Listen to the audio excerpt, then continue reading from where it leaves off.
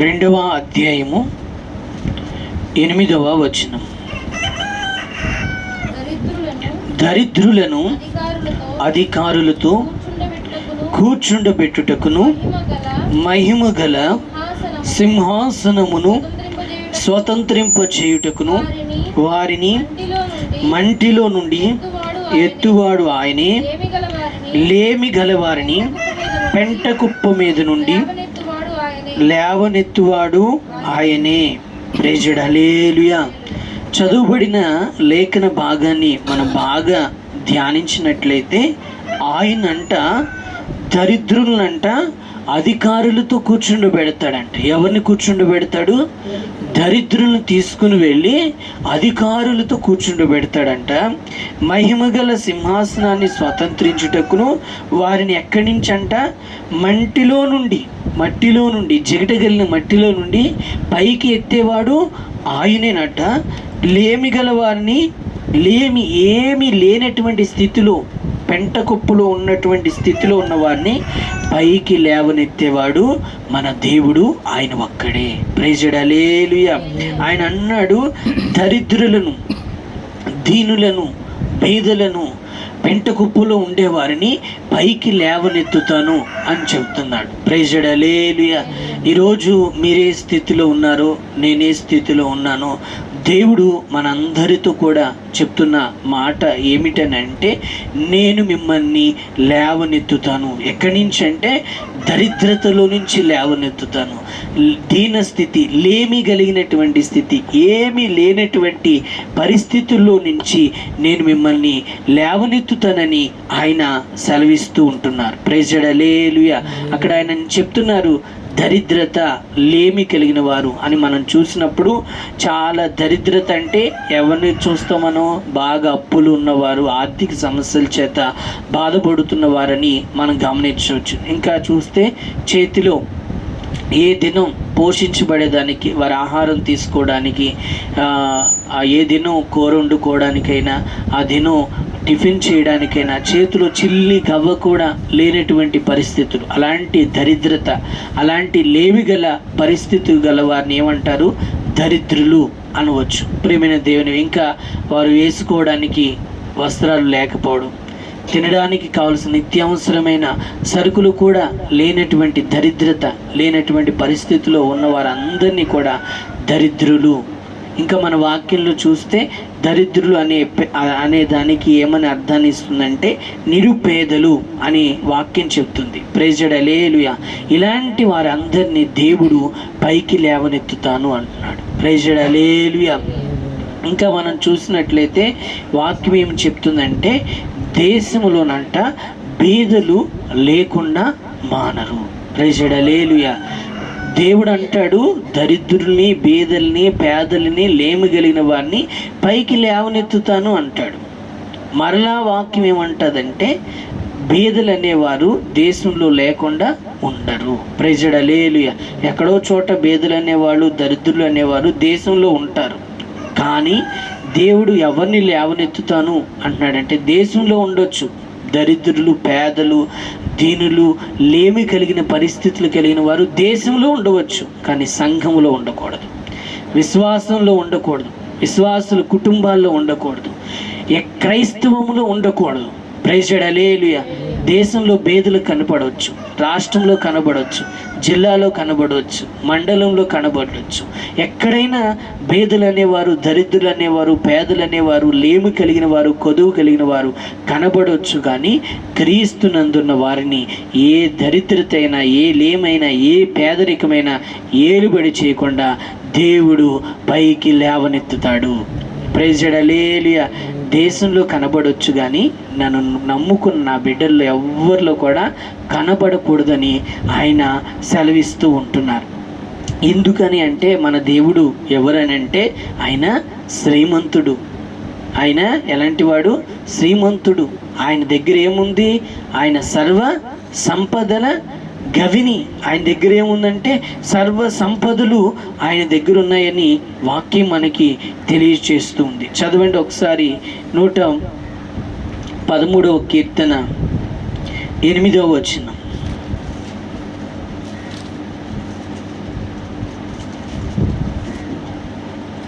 ఆయన నేల నుండి దరిద్రులను లేవనెత్తువాడు పెంట కుప్పల మీద నుండి బీదులను పైకెత్తువాడు. Praise the lord. హల్లెలూయా. ఇక్కడ వాక్యంలో ఏమని రాయబడిందంటే, ఆయన ఏమన్నాడు? దరిద్రులనంట నేల నుండి పైకి లేవనెత్తుతాడంట, బీదలనంట పెంట కుప్పల మీద నుంచి పైకి ఎత్తువాడు ఆయనే. Praise the lord. హల్లెలూయా. ఈరోజు ఏ దరిద్రతమైన స్థితిలో, ఏ పేదరికమైన పరిస్థితుల్లో, ఏ ఇరుకుల మధ్యలో, ఏ సమస్యల మధ్యలో, ఏ శోధన మధ్యలో మీరున్నారో, నేనున్నానో, నా గురించి మీకు తెలియకపోవచ్చు, మీ గురించి నాకు తెలియకపోవచ్చు. ప్రియమైన దేవుని బిడ్డలారా, నిశ్చయముగా ఆ దీన దశలో నుంచి, ఆ బీద దశలో నుంచి మన దేవుడు మనలని పైకెత్తునుగాక. హల్లెలూయా. ఇల్లు లేని బీద స్థితిలో ఉన్నావా? బిడ్డల భవిష్యత్తు సరిగా కట్టలేని పరిస్థితుల్లో, వాళ్ళని చదివించలేని పరిస్థితుల్లో, అది కూడా ఒక భేదం. ఏ కోణంలో భేద పరిస్థితుల్లో, పేద పరిస్థితుల్లో, చాలినటువంటి ఇరుకులలో, ఇబ్బందుల్లో, శోధనల చేత దీనదశలో నీవు ఉన్నావో, పైకెత్తుటకు ఆయన ఒక్కడే శక్తి కలిగిన దేవుడు. Praise the lord. హల్లెలూయా. దావీదు ఒక మాట అంటాడు. ఏమంటాడంటే, నా దేవుడు ఎవరంటే, దావీదు ఏమంటాడు? యెహోవా నా కాపరి, నాకు లేమి కలుగదు అంటాడు. దావీదు ఏమన్నాడు? యెహోవా నా కాపరి కనుక నాకు లేమి కలుగదు అని అంటాడు. Praise the lord. హల్లెలూయా. మన కాపరి ఎవరై ఉండాలి? యేసయ్య ఉండాలి. నీ కాపరి ఎవరై ఉండాలి? యేసయ్య ఉండాలి. నా కాపరి ఎవరై ఉండాలి? యేసయ్య ఉండాలి. ఆయన కాపరి, ఆయన మనకి కాపరి అయితే, నా కాపరి నాకుండగా నాకు ఏలేమి కొదువ ఉండదు. Praise the lord. హల్లెలూయా. నువ్వు చెప్పగలుగుతున్నావా? నా కాపరి దేవుడు, నా కాపరి యేసయ్య, నాకు ఏలేమి కలగదని చెప్పే స్థితిలో నీవు ఉండాలి. నన్ను కాచేవాడు నా దేవుడు, నాకు కాపరిగా ఉన్నవాడు ఆయన కాపరి అయితే ఏం చేస్తాడంటే, ఎక్కడ ఏ అవసరం నీకు తక్కువైందో, ఏ భేద స్థితిలో, ఏ పరిస్థితుల్లో నీవు తగ్గిన స్థితిలో, నీవు లేము కలిగిన స్థితిలో ఉన్నావో, వస్త్రం విషయంలో లేముగా ఉన్నావా, లేక పిల్లల విషయంలో చదివించలేని పరిస్థితుల్లో లేముగా ఉన్నావా, నివాసయోగ్యమైన గృహము లేక లేమి కలిగి ఉన్నావా, ఏ విషయంలో దరిద్రతలో లేమి కలిగినటువంటి పరిస్థితుల్లో నీవు నడిపించబడుతున్నావో, నీ కాపరి నీకు గుర్తెరిగి లేమి లేకుండా నీ కొదువులన్నీ తీర్చివేస్తాడు. Praise the lord. హల్లెలూయా. ఎప్పుడు? ఆయన నా కాపరి అయినప్పుడు. దావీదు అందుకే ఏమంటాడంటే 23వ కీర్తనలో, యెహోవా నా కాపరి, నాకు లేమి కలుగదు అంటాడు. కనుక మన దేవుడు మనకి కాపరిగా ఉండాలి. అందుకే ప్రతిరోజు ప్రార్థన చేయాలి. యేసయ్యా, నీవు నా కాపరివి కదా, నీవు నా కాపరివి కదా, నా పరిస్థితులన్నీ చూస్తున్నావు, నా బిడ్డల జీవితాలను చూస్తున్నావు, నా జీవితాన్ని చూస్తున్నావు. నా కాపరి నీవైనప్పుడు, దావీదికి నీవు కాపరి అయినప్పుడు, దావీదికి ఏ లేమీ లేదంట. కారణం ఏంటంటే, దావీదికి నీవు కాపరివై ఉన్నావు. ప్రభా, నా తండ్రి, నా కాపరి నీవే, నన్ను కాయుచున్నవాడు నీవు కదా, నా పరిస్థితులు చూస్తున్న దేవుడు కదా. లేమి కలగకుండా నా కుటుంబాన్ని పోషించు, లేమి కలగకుండా నా సంఘాన్ని పోషించు, నా బిడ్డలను పోషించు, నా అవసరతలను తీర్చు, నా అక్రతలను తీర్చు అని నీ ప్రభుని, నీ కాపరిని నీవు అడిగినట్లయితే, నీ కాపరి నీకు కలిగిన లేమిలన్నిటి నుంచి కూడా నీకు ఒక విడుదలను అనుగ్రహించబోతూ ఉన్నాడు. హల్లెలూయా. ఇంకా మనం చూసినట్లయితే 34వ కీర్తన 10వ వచనంలో కూడా ఇలాగ రాయబడి ఉంటుంది. చదవండి. యెహోవాని ఆశ్రయించు వారికి ఏ మేలు కొదువై ఉండదు. Praise the lord. హల్లెలూయా. ఏ కొదువ, ఏ కొరత నీకు లేకుండా ఉండాలి అని అంటే, నీవు ఎవరిని ఆశ్రయించాలి? యెహోవాని ఆశ్రయించాలి. యెహోవాని, నీ దేవుణ్ణి నువ్వు ఆశ్రయిస్తే ఆయన ఏం చేస్తాడంటే, ఏ కొదువ నీకు లేకుండా అన్నీ నీకు మేలులే చేస్తాడు. Praise the lord. హల్లెలూయా.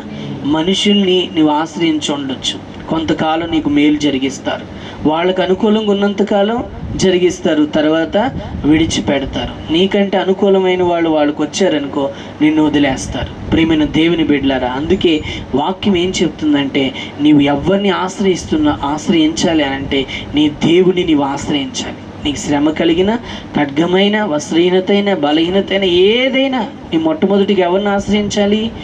దేవుణ్ణి ఆశ్రయించాలి, యెహోవాని ఆశ్రయించాలి. యెహోవాని ఎవరైతే ఆశ్రయిస్తారో వారికి ఏ మేలు కూడా కొదువై ఉండదని వాక్యం చెప్తుంది. కనుక ప్రభు పాదాలు పట్టుకుందాం, ఆయన ఆశ్రయిద్దాం, ఆయన మీద ఆధారపడదాం. నా దేవుడు నీవే నాయన, నా దిక్కు నీవే ప్రభ, నీవు తప్ప వేరొక ఆశ్రయమే లేదు, వేరొక సహాయమే లేదు. నీవే నాకు సహాయకుడివి. నీవు సహాయం చేయకపోతే, ఈ మేలు నీవు చేయకపోతే నాకు మేలు చేసేవారు ఎవ్వరూ లేరు. ఎన్నో కొదువులు ఉన్నాయి, ఎన్నో కొరతలు ఉన్నాయి, ఎన్నో ఇరుకులు ఉన్నాయి, ఎన్నో ఇబ్బందులు ఉన్నాయి. ఇటు చూస్తే యజమానితో సమస్య, ఇటు చూస్తే బిడ్డలతో సమస్య, ఇటు చూస్తే ఇరుగు పొరుగు వారితో సమస్య, ఇటు చూసిన కొదువులు తీర్చలేకపోతున్నాను, ఆర్థిక భారాలు తీర్చలేకపోతున్నాను. నాకున్న కొదువులు, నాకున్న అప్పులు, నాకున్న ఇరుకులు, నాకున్న శ్రమలు నేను తాడుకోలేనటువంటి పరిస్థితుల్లో నేను జీవిస్తున్నాను ప్రభు అని నీ దేవుని నీవు ఆశ్రయిస్తే, యెహోవాను ఆశ్రయించిన వారికి మేలులే ఉంటే గాని ఏ కొదువు అనేది ఉండదు. ప్రేసడలేలియ. కనుక ఆయన ఆశ్రయిద్దాము. ఆయన దగ్గరున్న శ్రేష్టమైన మేలులన్నీ కూడా ఆయన మనకు అనుగ్రహిస్తాడు. అందుకే వాక్యంలో రాయబడి ఉంటుంది ఈ రీతిగా. ఏమని రాయబడి ఉంటుందంటే, యెహోవా హస్తమంట ఆశీర్వదించే హస్తమంట. ఆయన హస్తం ఎలాంటిది? ఆశీర్వదించే హస్తం అంట. ఇంకో చోట అంటాడు, నేను ఆశీర్వదించుటకు నా హస్తము పొడవాటిదిగా ఉంది, నేను ఆశీర్వదించుటకు నా హస్తం ఏమైనా కురచైనదా అంటాడు. ప్రైజ్డ్ హల్లెలూయా. ఆయన హస్తం ఎలా ఉందంటే ఆశీర్వదించుటకు ఎప్పుడు ఇలా చాపబడి ఉందంట, ఇలా ముడుచుకుని. ఆయన హస్తము కురచై ఉండలేదంట, ఆయన హస్తం చాపబడి ఉందంట ఆశీర్వదించడానికి. కానీ ఆయన్ని ఆశీర్వదించడానికి ఆయన హస్తం చాపబడి ఉంటే, నేను ఆశీర్వదిస్తాను, నా హస్తం చాపబడి ఉంది అని అంటే ఆయన్ని ఆశ్రయించట్లేదు. మనుషులను ఆశ్రయిస్తున్నారు, రాజకీయ నాయకులను ఆశ్రయిస్తున్నారు, ఇరుగు పొరుగు వారిని ఎందరినో ఆశ్రయిస్తూ ఉంటున్నాం. కనుక ప్రేమైన దేవుని బిడ్డలారా, మన దేవుని మనం ఆశ్రయిద్దాము. ఆయన దగ్గర ఉన్న మేలులన్నీ కూడా మనకి ఏ కొదువ కొరతలు లేకుండా మనము పొందుకొనుదుముగాక. హల్లెలూయా. అలాగే మరొక మాట చదవండి.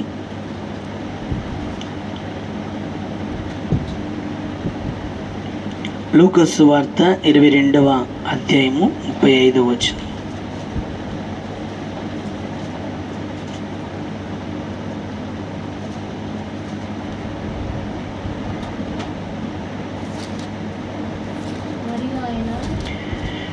మరియు ఆయన సంచియు జాలియు చెప్పులను లేకుండా నేను మిమ్మల్ని పంపినప్పుడు నీకేమైనను తక్కువ ఆయన అని వారిని అడిగినప్పుడు వారు ఏమీ తక్కువ కాలేదనెను. ప్రైజ్డ్ హల్లెలూయా. శిష్యులను ఆయన పంపాడంట. ఏం పంపాడంట? ఆయన పంపినప్పుడు వాళ్ళ స్థితిగతులు ఎలా ఉన్నాయి? సంచియు జాలియును చెప్పులను లేకుండా పంపించాడంట. కాళ్ళకి చెప్పులు కూడా లేవంట, చేతిలో సంచి కూడా లేదంట, జాలి కూడా లేదంట. ఏమీ లేకుండా వాళ్ళని పంపించాడంట. వాళ్ళని అడుగుతున్నాడు యేసు ప్రభు శిష్యుల్ని, మీకైనా తక్కువైందా అంటే ఏమీ కూడా తక్కువ కాలేదన్నారు. ప్రైజ్డ్ హల్లెలూయా. ఆయన ఏది తక్కువ కాకుండా, ఏది కొదువు కాకుండా ఆయన చూసుకున్నట్టుకు శక్తి కలిగిన దేవుడు. నీ దగ్గర విశ్వాసం ఉండాలి, నీ దగ్గర నమ్మకం ఉండాలి, నీవు ఆయన ఆశ్రయించాలి. నువ్వు ఆయన ఆశ్రయిస్తే నిత్యముగా ఆయన అవన్నీ చేస్తాడు. కాపరిగా ఉన్నాడు దావీదుకి, దావీదుని కాస్తూ ఉన్నాడు. నా దేవుడు నాకు కాపరిగా ఉన్నాడు, నాకు లేమీ కలగదంటున్నాడు, నాకు లేమీ కలగదంటున్నాడు దావీదు. ప్రేమైన దేవుని బిడ్డలారా, కనుక మన దేవుని మనం ఆశ్రయిస్తే అన్ని మేలులు కలుగుతాయని వాక్యం మనకి సెలవిస్తుంది. ఆయన పంపిస్తాడు, ఆయన పంపించాడు శిష్యుణ్ణి. ఏమీ తక్కువ కాలేదంట. ఏమి కాళ్ళకి చెప్పులు లేకుండా పోయారంట. పోయినప్పుడు అయినప్పటికీ ఏమి తక్కువ లేకుండా వారి అవసరాలన్నీ కూడా ప్రభు తీరుస్తూనే ఉన్నాడు. ఆయన మహిమ ఐశ్వర్యంలో, ఆయన మహిమ ఐశ్వర్యంలో సమస్త ఆశీర్వాదాల చేత వాళ్ళ అవసరాలు మేలును తృప్తిపరుస్తూనే ఉన్నాడు. ప్రేమైన దేవుని బిడ్డలారా, కనుక ఎవరు నీకు కాపరి? ఎవరిని నీవు ఆశ్రయిస్తున్నావు? ఎవరు పంపించారు నిన్ను? ఏ విశ్వాసంలో నువ్వు జీవిస్తున్నావు? ఏ నమ్మకంలో నీవు జీవిస్తున్నావు, నీవు పరీక్షించుకుంటే, నన్ను నేను పరీక్షించుకుంటే నిశ్చయముగా దేవుడు ఏం చేస్తాడంటే మన కొరతలన్నిటిని కూడా ఆయన తీరుస్తాడు. యేసయ్య ఎలాంటి వాడంటే ధనవంతుడే, ఆయన ఏం చేశాడు, దీన దరిద్రుడయ్యాడు మన నిమిత్తం కలువరి శిలువలో. ఆయన ఎలాంటి వాడు, ధనవంతుడు, సర్వసంపదల గని అయినప్పటికీ కూడా దీనుడైపోయి రిక్తుడైపోయి శిలువ మీద మరణం పొందాడు. ఎందుకని దీనుడై రిక్తుడై శిలువ మరణం పొందాడంటే నీ దీనదశ నా దీనదశ, నీ దరిద్రత నా దరిద్రత అంట ఆయన తీసుకుని ఆయన మహిమ ఐశ్వర్యాన్ని మనకిచ్చుడు కొరకే. ప్రైజ్ హల్లెలూయా. ఆయన మహిమ ఐశ్వర్యాన్ని మనకిచ్చుడు కొరకే. నీ మహిమ ఐశ్వర్యం నాకు ఇచ్చుడు కొరకే కదా నీవు మహిమ కలిగిన దేవుడివే దరిద్రుడివే శిలువ మరణం పొందావు.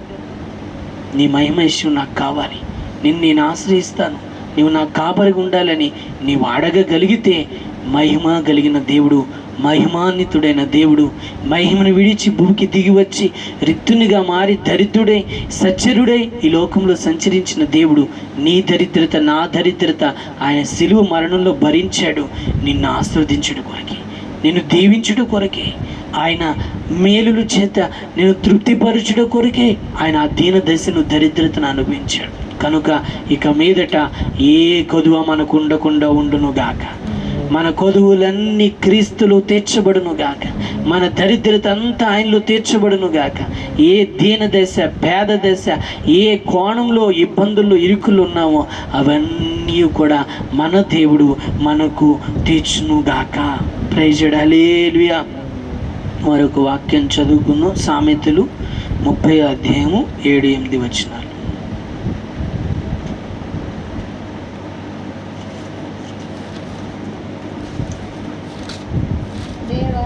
దేవా, నేను నీతో 2 మనవులు చేసుకుంటున్నాను. నేను చనిపోకముందు వాటి నాకు అనుగ్రహింపు. వ్యర్థమైన వాటిని అబద్ధములను నాకు దూరముగా ఉంచుము.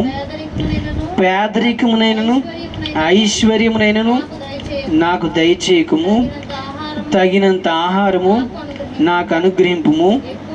ఎక్కువైన ఎడల నేను కడుపు నిండిన వాడని నిన్ను విసర్జించి యెహోవా ఎవడని అందునేమో, లేక బీదనై దొంగిలి నా దేవుని నామమును దూషింతునేమో. ప్రైజ్ హల్లెలూయా. ఇక్కడ మనం చూస్తున్నాం సామెతలు గ్రంథకర్త ఏమంటున్నాడంటే 2 మనవులు చేసుకుంటున్నాడంట దేవుడి దగ్గర. ఎన్ని మనవులు? 2 మనవులు, ఎక్కువ ఏమి చేసుకోవట్లేదు. ఏమని చేసుకుంటున్నాడు తెలిసిన, నేను చనిపోకముందు ఆ 2 మనవులు నాకు అనుగ్రహించమంటున్నాడు. ఒక మనవి ఏంటంటే వ్యర్థమైన వాటిని అబద్ధాలని నాకు దూరంగా ఉంచమంటున్నాడు. ఒక మనవి ఏంటి? వ్యర్థమైనవి అబద్ధాలు నాకు దూరంగా ఉంచమంటున్నాడు. రెండో మనవి ఏంటంటే పేదరికమైనను ఐశ్వర్యమైనను నాకు దయచేయకు. రెండో మనవి కోరుకున్నాడు దేవుడి దగ్గర. ఏంటిదంటే పేదరికము వద్దు, ఐశ్వర్యం వద్దు, తగినంత నాకుంటే చాలు. ప్రైజ్ హల్లెలూయా. తగినంత నాకుంటే చాలు. నాకు కావలసిన అవసరాలు, నా కుటుంబానికి అవసరాలు, ఎప్పుడు ఏ అవసరమో ఏ అక్రత నాకు అవసరమో ఆ సందర్భానికి తగినట్లుగా తగినంత నాకు ఉంటే చాలని చెప్తున్నాడు. ప్రైజ్ హల్లెలూయా. ఎందుకనో తెలుసా? ఎక్కువైతే కడుపు నిండి నిన్ను దూషిస్తానేమో, తక్కువైతే నీ నామానికి విరుద్ధంగా దొంగతనం చేస్తానేమో. కనుక నాకు ఎక్కువ వద్దు, తక్కువ వద్దు. కనుక తగినంత నాకు కావాలి, తగినంత కావాలి. నా సేవకు తగినంత ప్రభు నాకు ఇవ్వాలి. మీ కుటుంబాలకు పోషించుకోవడానికి, మీ బిడ్డల అవసరాలు తీర్చుకోవడానికి తగినంత నాకు చాలు అని ప్రభుతో చెప్పాలి. ప్రైజ్ హల్లెలూయా. మనవి దురాశ కాదు, మనవి చేశాడు, దురాశతో కాదు చేసింది. తగినంత ప్రభువుని అడిగాడు. తగిన కాలంలో తగిన సమయంలో ఏ అవసరతైనా ఏ అక్కరతైనా ప్రభు తీరుస్తూనే వచ్చాడు. హల్లెలూయా. తగిన సమయంలో తగిన అవసరత నీకు ఉంది, అక్కరత ఉంది, కొదువ కలిగిందంటే కొదువు లేకుండా తీర్చేస్తాడు. అంతేగాని సర్వ సంపదలు ఎక్కడో బాగా పేదరికము బాగా దరిద్రత వద్దు, బాగా సంపద కూడా వద్దు. తగినంత నాకు కావాలి ప్రభా. నేను ఉండడానికి నివాసం చాలు, నా బిడ్డలకు కావలసిన మంచి భవిష్యత్తు చాలు, ఆత్మీయంగా ఎదుగుతూ మా అవసరాలు తీర్చబడుతూ జీవించబడితే చాలు.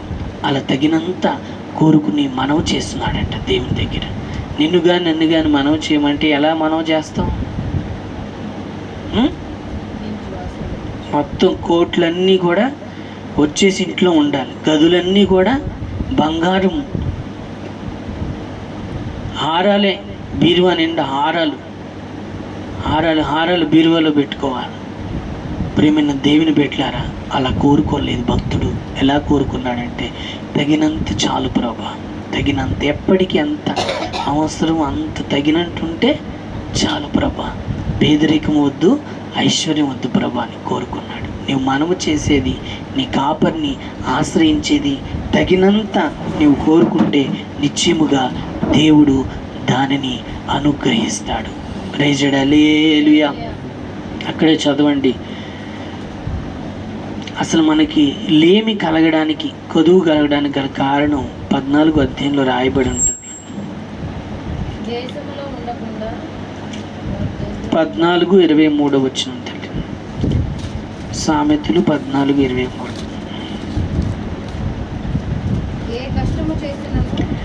ఏ కష్టము చేసినను లాభమే కలుగును, ఒట్టి మాటలు లేమికి కారణములు.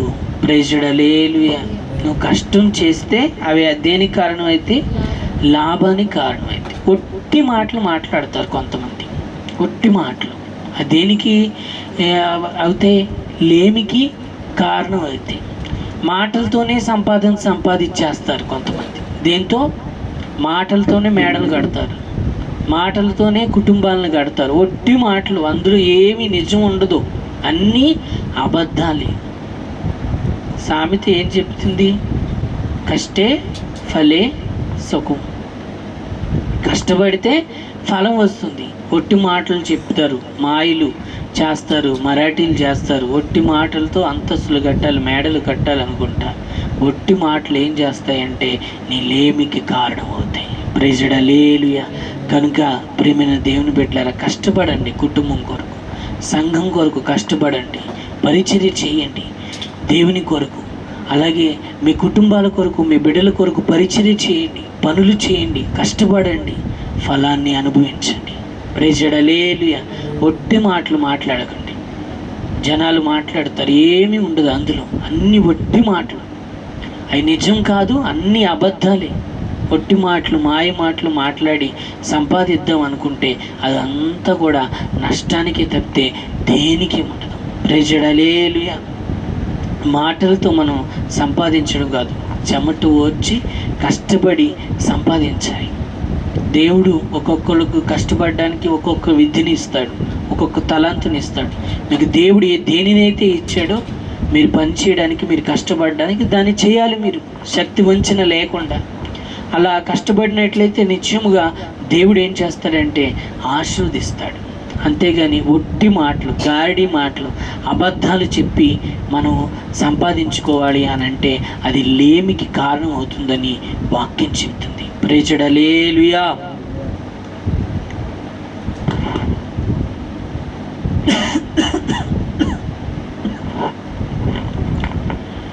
పాస్టర్ గారిని 100 మంది ఇంచుమించు సంఘంలో ఉన్న వాళ్ళందరూ వేరే ఊరు పనికి వెళ్తాము ప్రార్థన చేయండి అని వచ్చారంట.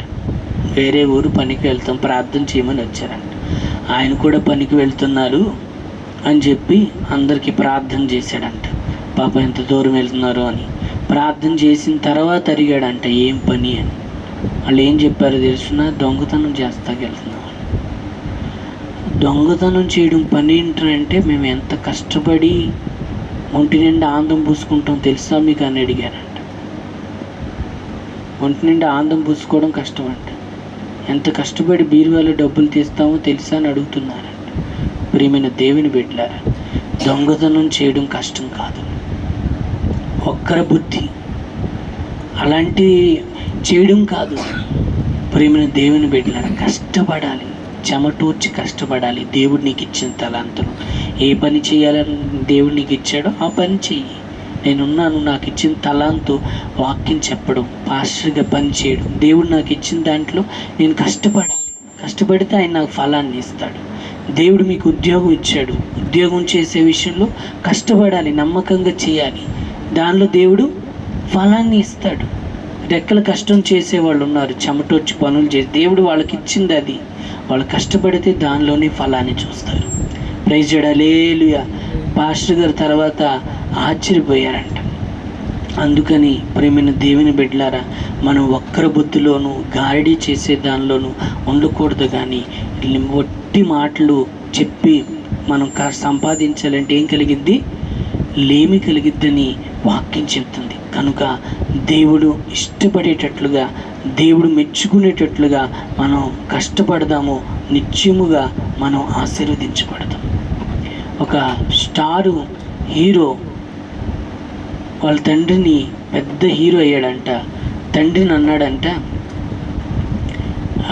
తండ్రి కండక్టర్ జాబ్ చేస్తున్నాడంట, పెంచాడు, వాడు స్టార్ హీరో అయ్యాడు. నాన్న మొత్తం అన్నీ విడిచిపెట్టేసి ఉద్యోగం మానేసి నా దగ్గరకు వచ్చేయమన్నాడంట. ఆ తండ్రి అన్నాడంట, ఈ ఉద్యోగాన్ని నేను విడిచిపెట్టను, నాకు శక్తి ఉన్నంత వరకు నేను కష్టపడతాను, ఫలాన్ని అనుభవిస్తాను, నాకు శక్తి లేనప్పుడు నీ మీద ఆధారపడతాను, నేను రాను నీ దగ్గరికి అని చెప్పాడంట. ఎందుకని? కష్టపడుతున్నాడు, ఫలాన్ని అనుభవిస్తున్నాడు. అంతేగాని కష్టం పడకముందే, దేవుడు నీకు సుఖం ఇవ్వకముందే సుఖాన్ని అనుభవించాలి అని అంటే కుదరదు కదా. కనుక ప్రేమైన దేవుని బిడ్డలారా, కనుక మన ఓపిక ఉన్నంత వరకే కష్టపడాలి. ఓపిక లేకపోయినా మనం కష్టపడి పరుగులు ఎత్తాల్సిన అవసరం లేదు. దేవుడు చేశాడు ఓపిక లేకుండా, నీకు ఇంతవరకే పరిమితి పెట్టాడు. అయినా కానీ నాకు కావాలని పరుగులు పెట్టడంలో అర్థమేమీ లేదు. ఎంత సంపాదించినా నువ్వు తీసుకుని వెళ్ళేది ఏమీ లేదు. కనుక ప్రేమైన దేవుని బిడ్డలారా, మీకు ఉన్న దానిలోనే, మీకున్న శక్తిలోనే మీరు కష్టపడాలి. అంత మించి ఎక్కువ కష్టపడాల్సిన అవసరం లేదు. దేవుడు శక్తిని ఇస్తే, ఆ పని చేయగలిగిన శక్తిని ఇస్తేనే నువ్వు కష్టపడు. ఎంత సంపాదించినది పోతూనే ఉంటుంది, ఖర్చు అవుతూనే ఉంటుంది. దేవుడు మన అవసరతలు తెలుసు, మన అక్కరత తెలుసు. ఆయన ఆశ్రయించినప్పుడు ఆయన లేమిలన్నీ కూడా తీరుస్తాడు. కనుక ఒట్టి మాటలు అనేవి మనలో నుండి తొలగిపోవును గాక. హల్లెలూయా. ఇంకా ఎలాగ మనం ఆస్వాదించబడతామంటే అక్కడే రాసి ఉంటుంది. సామెతలు 11వ అధ్యాయము 24వ వచనం.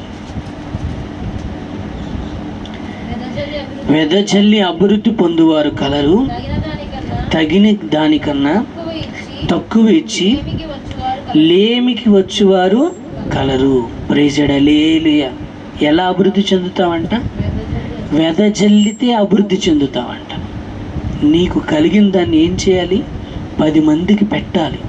వెదజల్లి అభివృద్ధి చెందాలి. ఎవరైనా దేనులు వచ్చారనుకో, ₹1 నీ దగ్గర ఉన్నది వెదజల్లితే నీవేమవుతావు? అభివృద్ధి చెందుతావు, పంటని కోస్తావని వాక్యం చెప్తుంది. మనం చూస్తున్నాం, సారేపతి విధవరాలు ఎంత ఉంది? అంత పిండే ఉంది. 2 అప్పాలు వస్తాయి తనకి, తన పిల్లోడికి. ఇద్దరు ఆ 2 అప్పాలు తింటే మళ్ళీ అప్పం చేసుకోవడానికి మరలా పిండి లేదు. ఇక ఆ 2 అప్పాలు తిని ఆ తర్వాత ఆకలేస్తే తినడానికి తిండి లేదు కనుక ఇద్దరు చనిపోవాలి. అక్కడికి వెళ్ళి ఏమంటాడు? మొదటి అప్పు నాకు చెయ్యి, నిన్నే దేవుడు ఆస్వాదిస్తాడని చెప్తాడు. ప్రైజ్ హల్లెలూయా. ఏమీ లేని పరిస్థితులు, ఏమి మాట్లాడకుండా, నాకేం లేదు కదా, ఈ అప్పం తింటేనే మేమిద్దరం కడుపు నిండి మరలా ఏం తినడానికి ఏం లేదు, ఇక చనిపోవచ్చేమో అనుకున్నటువంటి పరిస్థితులు. కానీ ప్రేమైన దేవుని బిడ్డలారా, వెదచల్లడం నేర్చుకుంది సారేపతి విధవరాలు. తన దగ్గర ఉన్నదే దేవుని కొరకు, దేవుని సేవ కొరకు పెట్టడం ప్రారంభించింది. ప్రియమైన దేవుని బిడ్డల, సేవకుడు అడిగాడు, పెట్టేసింది. ఏ నూనె కానీ పిండి కానీ కొదువు లేదంట. సారేపతి విధవరాలు పిండి తరగట్లేదంట, నూనె తరగట్లేదంట. అంతగా దేవుడు ఆస్వాదించాడు. ప్రైజ్ హల్లెలూయా. అంతగా దేవుడు ఏం చేశాడంటే అభివృద్ధి పరుస్తూ వచ్చాడు. ఇంకా మనం చూసినట్లయితే మాసిదోనియా సంఘం చాలా చిన్న సంఘం, నిరుపేద సంఘం అంట ఆ సంఘం. కానీ ఆ సంఘానికి ఏముందో తెలుసా? వెదజల్లే ఆలోచన, వెదజల్లే బుద్ధి ఉందంట. దాతృత్వం కలిగిన సంఘం అంట. చాలా సంఘాలు ఉన్నాయి, పెద్ద పెద్ద సంఘాలు బైబిల్లో. ఇప్పుడు కూడా పెద్ద పెద్ద సంఘాలు చాలా చూస్తున్నాం ప్రపంచంలో. కానీ వెదజల్లే సంఘాలు, దాతృత్వం కలిగిన సంఘాలు లేవు. మాసిదోనియా సంఘం దాతృత్వం కలిగిన సంఘం అంట. అనేక మంది సువార్త ప్రకటించడానికి, అనేక మంది బలహీనుల్ని ఆదరించడానికి వాళ్ళకున్న దానిలోనే దానం చేయడం, దాతృత్వం చేయడం, వెదజల్లడం నేర్చుకుందంట మాసిదోనియా సంఘం. అందుకే మాసిదోనియా సంఘం ఎలా మారిందో తెలుసా? కృపగలిగిన సంఘంగా మారింది. ఎలా మారింది? కృపగలిగిన సంఘంగా మారింది. ఎంత దాతృత్వం వెదజల్లుతుందో కృప అంతగా విస్తరిస్తుంది. సమృద్ధి, సమృద్ధి. కృప అంటేనే యోగ్యత, కృప అంటేనే అర్హత. కృపగలిగిన సంఘంగా మార్చాడు. అక్కడ ఏమంటాడంటే, తగిన దానికన్నా తక్కువ ఇచ్చి లేమికి వచ్చేవారు కలరంట. వెదజల్లుతున్నారు. ఎవరు అడుక్కునే వాళ్ళు వస్తారు, ఎవరైనా వస్తే నీ దగ్గర తగినంత ఇవ్వగలిగినంత ఇవ్వు. ఏమంటారు? చిల్లరి లేదు అంటారు. చిల్లర లేదంటే నీ దగ్గర కాగితం ఉన్నట్టా లేదా? ఉందా కాగితం? కాగితం ఇవ్వచ్చుగా, కాగితం ఇచ్చేవచ్చుగా. చిల్లర లేదని పంపించేస్తారు. తగిన దానికన్నా తక్కువ ఇస్తున్నారంట. అందుకని లేమికి కారణం అవుతారని వాక్యం చెప్తుంది. అందుకు దేనికి కారణం అవుతున్నారు? లేమికి కారణం అవుతున్నారు. వెదజల్లి వారు ఎలా ఉంటున్నారు? అభివృద్ధి చెందుతున్నారు. ప్రైజ్ హల్లెలూయా. నీకిన్న స్థితిలోనే అనేక మందికి పెట్టేవారుగా నువ్వు మారుదువుగాక, నేను మారుదువుగాక. ఎప్పుడైతే మనం వెదజల్లుతామో అభివృద్ధికి కారణం అవుతాం. తగిన దానికన్నా తక్కువ ఇచ్చి ఎలా మారుతున్నారంటే లేమి కలిగిన వారుగా మార్చబడతారు. ప్రైజ్ హల్లెలూయా. నా పాస్టర్ గారు వాక్యం చెప్పేవారు. ఏదో ప్రాంతంలో సేవ చేసేటప్పుడు అప్పుడు వైఎస్ రాజశేఖర రెడ్డి గారు ముఖ్యమంత్రిగా ఉన్నారంట. ఆ ప్రాంతంలో మందిరం కడుతున్నారంట. ఆ సమయంలో మొత్తం మీద రుణమాఫీలు జరిగినాయి అంట. ఎంత రుణమాఫీలు జరిగినాయి అంట? ఇంచుమించు ఆమె బంగారం 3 లక్షలకు పైగా పెట్టిందంట. అది మొత్తం రుణమాఫీ అయిపోయిందంట. పాస్టర్ గారు కృతజ్ఞత కూటం పెట్టాలి రమ్మందంట. కృతజ్ఞత కూటం పెట్టాలి రమ్మందంట. మొత్తం రుణమాఫీ అయిపోయిందని చెప్పి, బాబోయ్ ఇంత రుణమాఫీ అయిపోయింది, నేను మందిరం కట్టుకుంటున్నాను, మొత్తం మీద పెద్దగానే కానుకిచ్చిద్దని చెప్పి పాస్టర్ గారు వ్యాన్ మాట్లాడుకుని వెళ్ళారంట. 700 రూపాయలు వ్యాన్ మాట్లాడుకుని వెళ్ళారు. అట్టాసంగా కూటం జరిగింది. ఇక కానుకిచ్చిద్ది కదని వాక్యం చెప్పేశారంట పాస్టర్ గారు. చెప్పేసేస్తే భోజనం చేసినాక ప్రార్థన చేయించుకున్నాక ఎంత ఇచ్చారో చూసుకోరు. ఎవరైనా జేబులో పెట్టుకుని ఇంటికి వచ్చేస్తారు. ఇంటికి వచ్చేసిన తర్వాత, మందిరానికి వచ్చేసిన తర్వాత మందిరం ఏదో పని చేయించొచ్చి పాపం తల్లికి దేవుడు కార్యం చేశాడని చూస్తే 30 రూపాయలు ఉన్నాయంట. ప్రైజ్ హల్లెలూయా. 3 లక్షల రూపాయలు దేవుడు కొట్టేస్తే 30 రూపాయలు ఉన్నాయంట జేబులో. మందిరానికి ఏ పని అయినా చేద్దామని. ఇక్కడ వాక్యం ఏముందంటే, తగిన దానికన్నా తక్కువ ఇచ్చి లేమికి వచ్చేవారు కలరు. తర్వాత మా పాస్టర్ గారు గుంటూరు గోరెంట్ల సేవకులు కూటానికి వస్తున్నారంట. సేవకులు కూటానికి వస్తుంటే ఫోన్ చేస్తున్నారంట. అయ్యా, భూమిలో ఇప్పటికి 150 అడుగులు లోతు తవ్వాము, ఎంత తవ్వినా నీరు పడట్లేదు. ఇప్పుడు ఈ సంవత్సరం పక్క వాళ్ళు నీళ్ళు ఇచ్చేవాళ్ళు ఇక నీళ్ళు ఇవ్వనంటున్నారు. బోరు పడితేనే కానీ మన పంట పొలానికి నీరు ఉండదు, ప్రార్థన చేయండి, అర్జెంటుగా మీరు బయలుదేరి రావాలంటున్నారు. పాస్టర్ గారు, నాకు గోరెంట్లో సేవకులు కూటం ఉంది, నేను వెళ్ళిపోతాను, ఫోన్లోనే ప్రార్థన చేస్తాను అన్నారు. ప్రియమైన దేవుని బిడ్డలారా, కనుక దాతృత్వం కలిగిన వారు ఎలా ఉంటున్నారంటే, వెదజల్లిన వారు ఎలా ఉంటున్నారంటే అభివృద్ధి చెందుతున్నారు. ప్రైజ్ హల్లెలూయా. నువ్వు దాతృత్వం కలిగి దీనులను, పేదలను, దేవుని సేవను నువ్వు ఎంతగా అభివృద్ధి పరుస్తావో దేవుడు నిన్నంతగా ఆశీర్వదిస్తాడు. ప్రైజ్ హల్లెలూయా. అలా దాతృత్వం కలిగి వెదజల్లిన వారంట లేమిని చూడకుండా ఎలా ఉంటున్నారంట? అభివృద్ధిని చూస్తున్నారంట. నాకున్న స్థితిగతులు చాలా తక్కువ అయి ఉండొచ్చు, కానీ దేవుడు నన్ను ఎలా పోషిస్తున్నాడు అని నేను అనుకుంటే, నేను నేర్చుకున్నాను. నేను కొంతమంది దగ్గర సేవ చేస్తూ నేర్చుకున్నాను. నన్ను ఎవరైనా అడిగితే నా దగ్గర ఉంటే లేదనకుండా నాకు ఉన్నంత కాగితాలే వేసేస్తాను.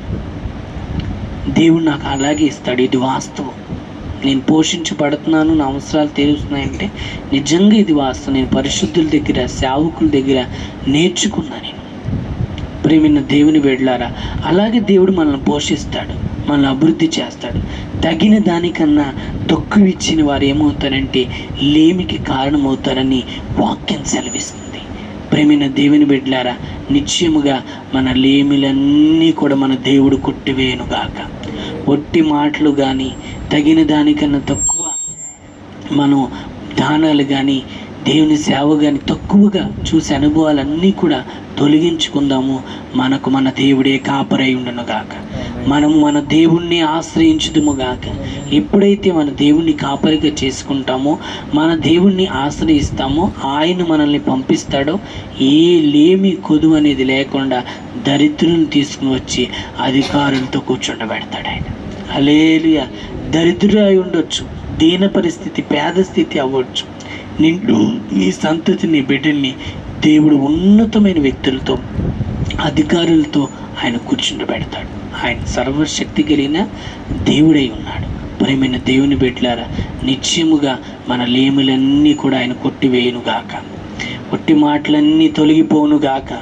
కష్టపడుదుముగాక, ప్రయాసపడుదుముగాక. దేవుడు చెప్పే మార్గాలు, దేవుడు ఇచ్చిన పనిలో మన శక్తి కొలదే, మనకు శక్తికి మించి ప్రయాసపడిపోకూడదు. నేనున్నాను, నాకు ఉన్న శక్తి కొలదే నేను కష్టపడాలి. ఇంతవరకు పరిగెత్తుకుని వెళ్ళిపోయేవాడిని. ఎక్కడ కూటాలైనా, ఎక్కడికైనా వెళ్ళి సేవ చేయగలను. నాకున్న శక్తి, నాకున్న బలం వేరు. నాకున్న శక్తి కొలదే నేను పనిచేస్తున్నాను. ఇంతవరకు అంత భారంగా చేయగలుగుతున్నానంటే నాకున్న శక్తి ఇది. నాకున్న శక్తి కొలదే నేను చేస్తున్నాను. కనుక ఆ శక్తి, వాక్యం కూడా ఏమనంటారంటే, నీవు పని చేసేటప్పుడు ఎలా చేయాలి? శక్తి వంచన లేకుండా చేయాలి. నీకు శక్తి ఎక్కువ ఉందనుకో, దాని ప్రకారం చేయి. శక్తి లేకుండానే నువ్వు ప్రయాసపడి పడిపోతూ ఉంటే అంత అవసరం ఏమీ లేదు. దేవుడు నీకున్న శక్తి కొలది నువ్వు పనిచేస్తే ఆ శక్తిలోనే, ఆ పరిమితిలోనే నీ అవసరాలు తీరుస్తాడు, నీ లేములు తీరుస్తాడు. ఆయన ఆశ్రయించు చాలు. యెహోవాను ఆశ్రయించిన వారికి ఏ మేలు కూడా కొదువై ఉండదు. ప్రైజ్డ్ హల్లెలూయా. మన మేలులన్నీ కూడా మన గొప్ప దేవుడు, మన కొదువులన్నీ ఆయన మేలులతో తృప్తిపరచునుగాక. తీర్మానంతో ప్రార్థన చేసుకుందాం. యేసయ్యా, నా అవసరాలు తీర్చు ప్రభా, నా అక్కరలు తీర్చు నాయన, నా కొదువులన్నీ తీర్చు ప్రభా. నా దీన దశ, నా దరిద్రత అంతా కూడా తొలగిపోవాలి ప్రభా. దరిద్రులను అధికారులతో కూర్చుండబెడతానన్నావు ప్రభా. యేసయ్యా, మట్టిలో నుండి ప్రభా పైకి లేవనెత్తి, లేమి గలవాన్ని పైకి లేవనెత్తువాడు నేనే అన్నావు ప్రభా. నన్ను లేవనెత్తు ప్రభా. అయ్యా, నా దీన దశలో నుండి, నా దరిద్రత నుంచి నన్ను లేవనెత్తు ప్రభా.